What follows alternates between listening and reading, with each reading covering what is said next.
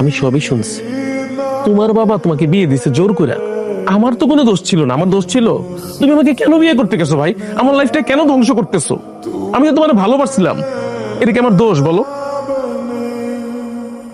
আমি আমার লাইফে কোনোদিন প্রেম করিনি। আমার সারা জীবনের স্বপ্ন কি ছিল জানো? আমার একটা পরীর মতো বউ হবে। আমি যখন ফার্স্ট টাইম তোমাকে দেখি আমি আমার দাদিকে বলছি, দাদি আমি এই মেয়েটাকেই বিয়ে করব। এই মেয়েটাকে আমার দেখে মেয়ে না পরী মনে হয়েছে। হাসি, আমি তো তোমাকে ভালোবাসছি, এটা কি আমার দোষ ছিল?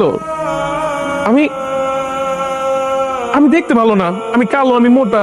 ভাসি, তুমি না হয় আমার না দেখছো, তোমার বাবা তো আমাকে দেখছিল। আমার তো কেন কোনো দোষ ছিল না।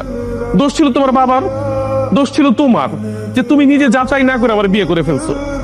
ভাই, তোমার বাবা তোমার প্রেশারাইজ করছে, তুমি আমার লাইফটা কেন ধ্বংস করে দিছো? আমার লাইফটা নষ্ট করার কোনো অধিকার নাই তোমার।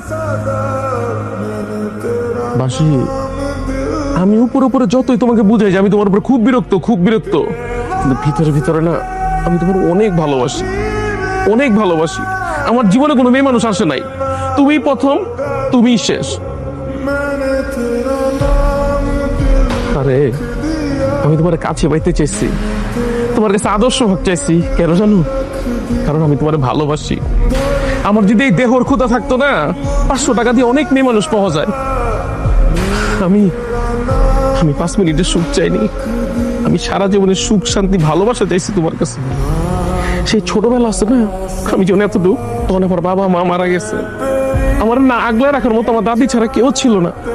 আমি ভাবছি আমার বাসি, আমার বউ আমার আগলায় রাখবো, কিন্তু আমি কার কাছে কি চাইছি? আমার তো কপালটা পোড়া। নাহলে ছোটবেলা কেন বাপ মা মারা যাবো?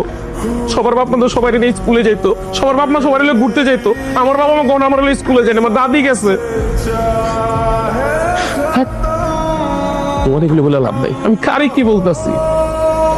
ঠিক আছে, তুমি থাকো, সকালে তোমার সাথে দেখা হচ্ছে।